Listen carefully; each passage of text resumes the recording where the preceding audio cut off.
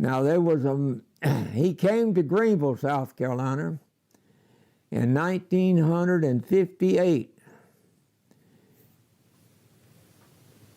And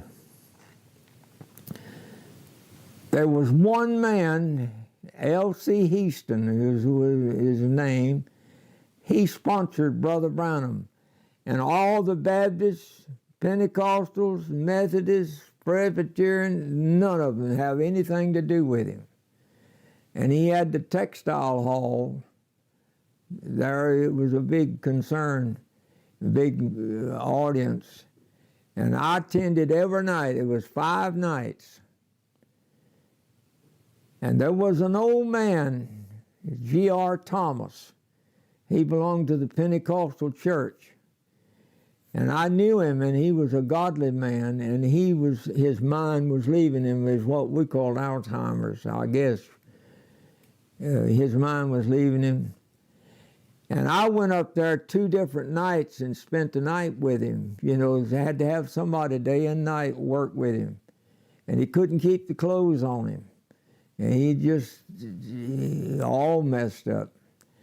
And they carried him to Greenville, and they examined him, and they said his brain cells were dying, and there was nothing could be done. Well, now he knew nothing about Brother Branham. Nobody knew anything about him, just that little group that I was associated with. That was the only group. But he wanted to go to Greenville. And his people said, well, yeah, we'll take care of that. And they wouldn't pay him any attention because they knew his mind was bad. And so Paul Sheridan, the boy that I know, he was in World War II and he got wounded, and he and I were good friends. And Paul Sheridan and his wife came up there, and he said, here comes Paul, said, see, he lived out in the country about 12 miles. And Paul and Edith came up there, and he said, Paul will take me to Greenville. So Paul drove up, and he said, Paul said, I want to go to Greenville. He said, well, get you some clothes on. I'll take you to Greenville. Said, and he'd do anything the old man had asked, because he was a godly old man. And they got some clothes on him, and they got in the car. And there was 2 boys there. They had an old truck. They followed Paul because they didn't know what he'd run into with the old man, the shape he was in.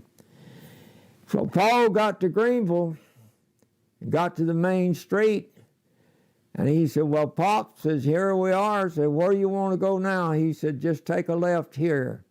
Paul turned left, and after a while he'd say, take a right here. And Paul said he got me lost. Said he'd take a right and take a left. And said after a while we come in between some tall buildings on each side. And said I was lost. I didn't know where we were. Well, there was a policeman standing there. And Paul drove up and rolled his glass down. It was a hot summer night. And he asked the policeman, says, where are we? The policeman says, you're behind the textile building. Well, that's where the meeting was going on, the textile building. and Paul didn't know. And so the policeman was smoking a cigarette. And he said the old man, G.R. Thomas, got onto that policeman hot and heavy for smoking that cigarette. Said you ought to throw that thing down and stomp it. Said, don't you know you setting an example for the young people? And he just preached to him, you know. And Paul said, I felt embarrassed. Said, I rolled the glass up and drove off. And that policeman standing there with his face red. So he didn't know what to think. So Paul said he drove up there and stopped in behind the textile building. So they sat there a little bit and said, well, he said, Pop, said, you ready to go home? He said, no. Said, just hold tight. Said, I'll let you know when I'm ready. He said, okay.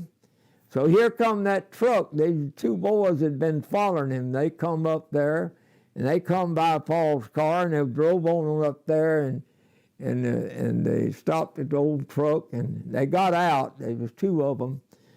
And about that time, old man G.R. Thomas got out of Paul's car, walked up there and got up in that truck.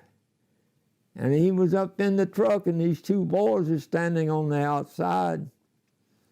And here come a big black Cadillac, drove right up beside that truck, and the back door opened, and out come William Branham. And he didn't say nothing to anybody. He got up in the truck and put his arms around Brother Thomas, and he said, Brother G.R. Thomas, I suppose. He said, yes, sir. He said, you're a retired minister of the gospel. He said, yes, sir.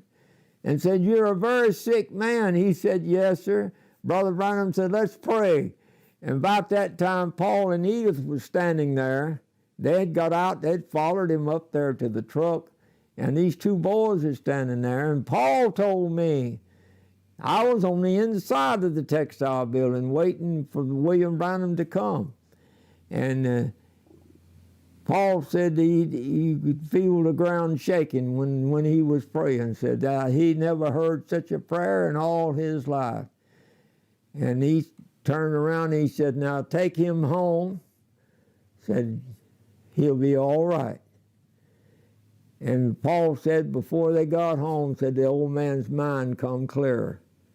Now I was at church, at Assembly of God Church the next Sunday, and Brother G.R. Thomas was there. And he asked the pastor, Sanford Jones was a pastor, he asked him, says, can I testify tonight, this morning? He said, yes, says, you can. And he began to tell about what God had done for him, how God had healed him. And they didn't even know William Branham. They didn't know nothing about him.